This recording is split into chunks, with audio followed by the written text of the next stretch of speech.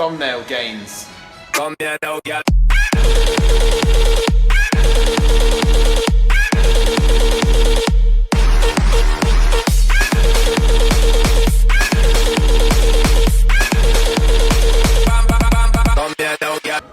What's good?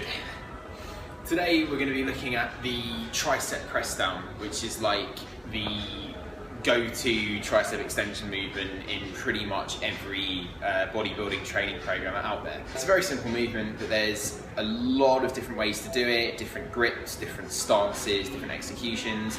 I'm just going to break it all down and tell you what is the most optimal way, irrefutably, scientifically, the most optimal way to do this very simple movement. For starters, we'll look at grip. You'll see some people take an overhand grip like this and press down. You'll see some people go underhand, do this. I have seen this like sideways action going on. I wasn't really sure what I was trying to do there. Basically, changing the grip, so going from supinated palm to pronated, doesn't do a huge amount for how the triceps is contracting. There is a school of thought that says if you want to target the long head of the tricep, so there are three heads. The long head is back here on the inside of the arm, medial here, and the lateral head on the outside. If I hold the bar like this and press down, arguably there is a tiny percentage more activation in the long head, but really it doesn't make much difference at all.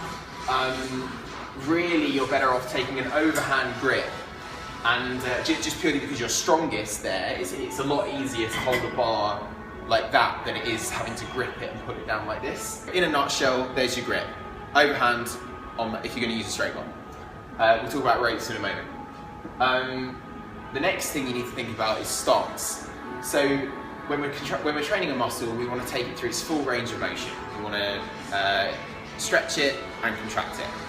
So a stretched tricep a fully stretched tricep is up like this, but for the purposes of this exercise, here's the stretch portion here. So how do we get to full extension?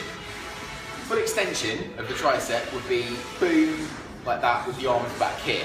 That's full extension, all right? So if I'm standing straight here, right up against the cable, I can't reach full extension, I'm stopped by my groin. So, I'm stopped by my groin against full extension. So what I like to do is take a big step back into a hamstring stretch, sort of stance, keeping the elbows in, press down, squeeze, and I can pull back on my upper arm like that, down, press down, squeeze, and what I'm doing, you can't see this, but I'm thinking about rotating my hands out and away, so I'm trying to press my thumbs down and out, and that just makes sure that there's a full contraction in the lateral head. So, boom, squeeze. Upper arm doesn't move at all, boom, boom, like that. Keeping the chest out and proud, slight arch in the back, and squeezing like that. Now, why do we take a step out? The way a cable works is basically you're going to get the maximum tension on a cable when it's at 90 degrees from me, okay? So for here, putting it straight down, there's maximum tension at 90 degrees. It gets quite easy to lock it out, and it's easier at the top here. So with that in mind, if I take this step back, it means that when I'm at full extension, there's still some tension on the cable. If I'm right up here, I can sit here all day. There's no tension on my tricep anymore. Whereas if I'm here, I've got some of that tension. So that brings me on to the next point of call, which is using ropes. Because what I can do with these is, so again, here, I'm under the most tension at 90 degrees, where my triceps are actually very strong. The bits that are difficult to train, like towards the end of the range of motion, there's not a lot of tension at all. So what I like to do is take a couple steps back, here, Now do an extension, and you can feel it suddenly becomes extremely hard at that end range of motion. So I'm pulling down and out, and I'm consciously twisting the little finger out. It's to focus more on the lateral head.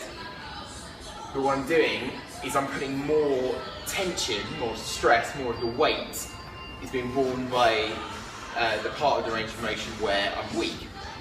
And what that enables me to do is, as I pull out here and squeeze, and reach failure here at the hardest point, I can take a step forward, and suddenly it becomes easier to keep going. The reason it becomes easier is because the angle of the cable has changed, and it means that the greatest resistance is here, where my triceps are a bit stronger, and so it becomes a bit easier for me to get that lockout where I'm weakest. Then when I fail here, I can take that step to the full 90 degrees under the cable, and that means the strongest point of the range of motion for the tricep, which is here, that's where I can move the weight, and the lockout suddenly becomes very easy. So it's actually a kind of a drop set, but rather than dropping the weight, I'm changing the force angle on the tricep. So that's a really interesting way to train all of the different parts of the range of motion of the tricep systematically from the weakest part to the strongest part. And if you do it like that, you're going to see all kinds of tricep development. So if you're going to worry about grip and attachments, use a straight bar, take a step out, straight down and squeeze. And if you're going to use the ropes, have a think about doing this where you really stand far back from the stack.